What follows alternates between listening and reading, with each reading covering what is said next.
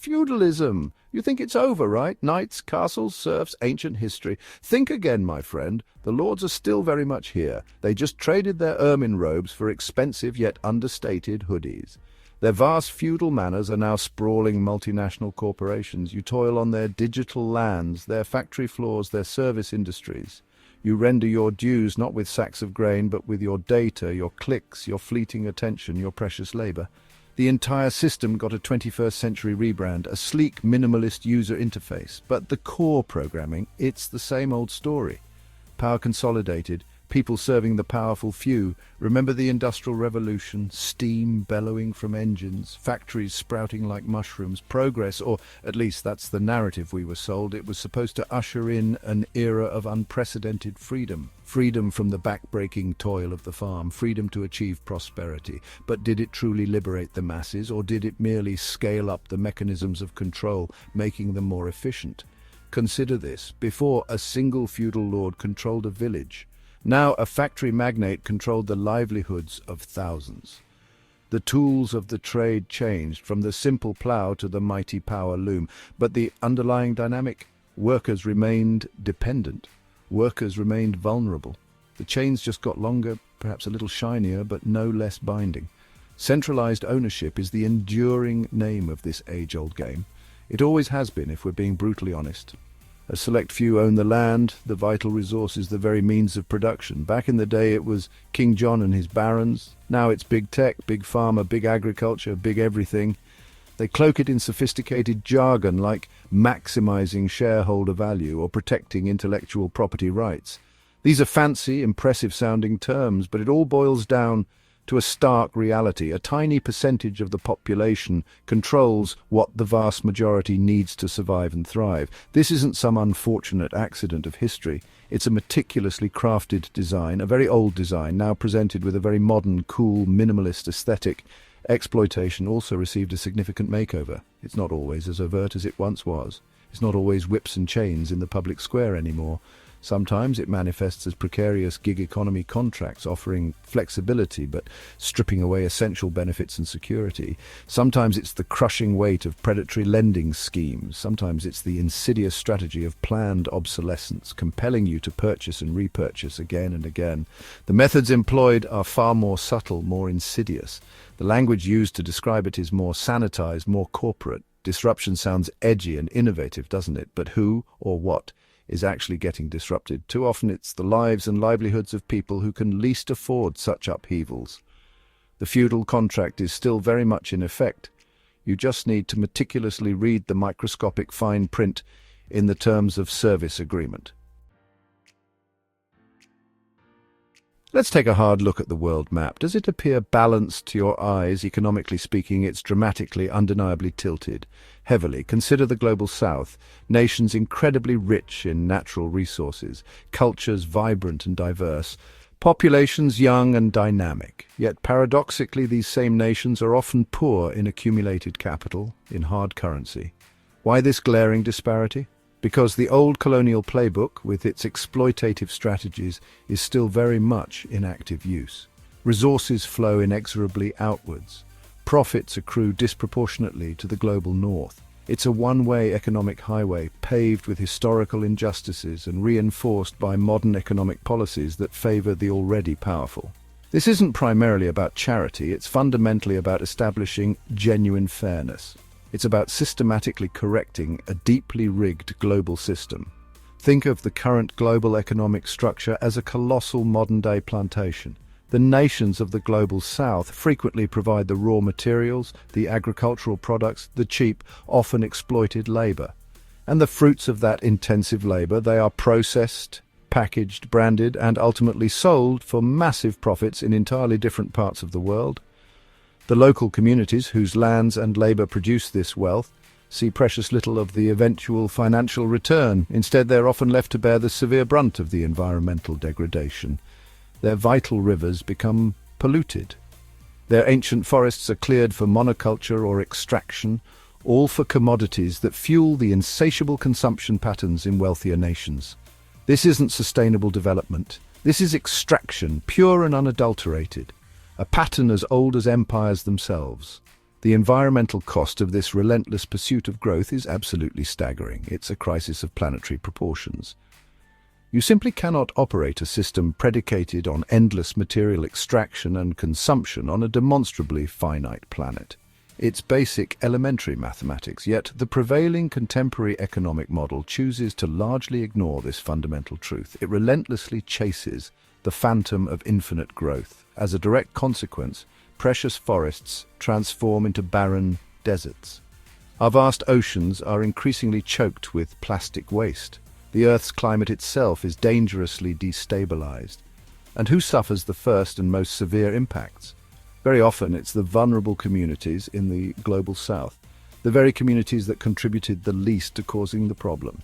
Yet they face the most immediate and devastating consequences. This is profound climate injustice, inextricably intertwined with deep-seated economic injustice. This pervasive imbalance isn't a natural state of affairs. It is meticulously manufactured. It is upheld through international trade deals that consistently favor the powerful, established economies.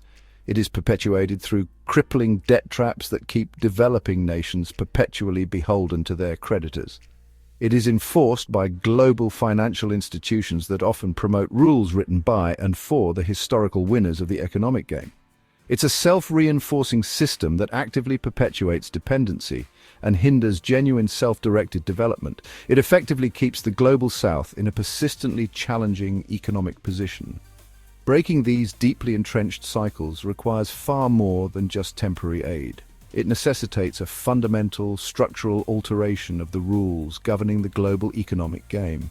It demands a new, truly fair deal for all nations. All. Knowledge is power. We all intrinsically understand this fundamental truth. So what happens when that knowledge is systematically locked up, hoarded, and restricted? What occurs when it's placed behind an impenetrable digital paywall, or when it's encumbered by a complex web of patents? It transforms from a tool of empowerment into an instrument of control. Consider intellectual property laws. They sound important, even noble, don't they? Protecting the rights of creators and innovators, and sometimes in some contexts they do serve that valuable purpose. But far too often they function as a heavily guarded gate. A very expensive, often insurmountable gate, effectively keeping vital information, life-saving medical technologies, and crucial educational resources well out of reach for vast numbers of people, especially those residing in poorer nations. Think about the development and distribution of life-saving medicines. A groundbreaking new drug is developed through years of research. This is amazing, a triumph of science. But then a patent grants a single pharmaceutical company an exclusive monopoly for decades. As a predictable result, prices for this drug soar to astronomical levels. Millions of people around the world who desperately need this medicine simply cannot afford it. Is this system truly about fostering ongoing innovation? Or is it, in reality, about maximizing corporate profits at any human cost? Access to knowledge, particularly when it directly concerns human health and collective well-being, should never be treated as a luxury commodity. It should be recognized and upheld as a fundamental human right. But the current global system frequently prioritizes profit margins over people, patents over patients. This entire paradigm needs a serious, urgent rethink. This pervasive gatekeeping of knowledge extends far beyond the realm of medicine. We see its effects in agriculture, with genetically modified seeds patented and controlled by a few dominant corporations. It's deeply embedded in the technology sector, with proprietary software code and exclusive hardware designs. This practice actively stifles innovation, particularly in the global south. Local researchers and scientists find themselves unable to build upon existing patented knowledge. Local businesses struggle to compete against global giants with massive patent portfolios. It cultivates a detrimental dependency on expensive imported solutions, rather than fostering local ingenuity. This isn't how you foster a vibrant global community of collaborative innovation. Instead, it's actively creating a widening digital divide, a form of information apartheid. We must courageously ask, who truly benefits from erecting these formidable walls around human knowledge? The original utopian promise of the internet was one of open access for all, information available to everyone, everywhere, at the click of a button. But even in this digital frontier, mechanisms of control and restriction inevitably creep in. Complex algorithms meticulously curate what information you see, creating filter bubbles. Giant tech platforms systematically monetize your personal data, often without your full informed consent. Paywalls proliferate across the web, limiting access to quality journalism and research. True, meaningful knowledge sharing is fundamentally about empowerment. It's about fostering robust collaboration. It's about humanity collectively building upon each other's discoveries and insights. We urgently need to design and implement systems that actively encourage this kind of open exchange, not systems that treat knowledge like a private buried treasure to be jealously hoarded. The global library of human understanding should be open to everyone, not just those privileged enough to afford the exorbitant entry fee. So the current system is demonstrably broken, riddled with inequities and unsustainable practices. What now? Where do we go from here? We need a new manifesto. Let's call it the Excalibur Manifesto. Not a mythical sword to conquer others, but a practical, actionable blueprint to build a better world. We need to design and implement economic systems that genuinely uplift workers, not ruthlessly exploit them for profit. This means advocating for fair wages, ensuring safe and healthy working conditions, and demanding a meaningful voice for labor in their workplaces. Imagine an economy where the people who actually create the wealth also share in it equitably. This isn't some utopian fantasy. It's a fundamental demand for human dignity. It's an urgent call for tangible economic justice. Furthermore, we must collectively evolve into dedicated stewards of the land, not its thoughtless plunderers. The earth is not a bottomless resource pit to be endlessly exploited. It is our shared home, our only home. Embracing sustainable practices, transitioning to renewable energy sources, and adopting regenerative agriculture techniques are not just trendy buzzwords, they are essential survival strategies for humanity. We desperately need economic models that inherently respect ecological boundaries and planetary health. Models that actively work to heal the planet, not inflict further harm upon it. This requires valuing clean air, fresh water, and rich biodiversity as true forms of wealth, not merely as externalities to be readily sacrificed for the sake of short-term profit margins. And what about knowledge, the bedrock of progress? It must be shared, openly, widely, freely, whenever possible. Imagine a world where groundbreaking scientific discoveries benefit all of humanity, not just the balance sheets of a few powerful corporations. A world where high-quality educational resources are readily accessible to every child in every corner of the globe. Open-source software initiatives, Creative Commons licensing, and collaborative international research projects are the fertile seeds of a more equitable and enlightened future. When we choose to share knowledge, we exponentially multiply its power. We significantly accelerate progress for everyone, not just a select few. This is how we build a truly intelligent, interconnected, and thriving planet for generations to come. This profound transformation isn't about mindlessly tearing everything down, it's about consciously, cooperatively building something far better.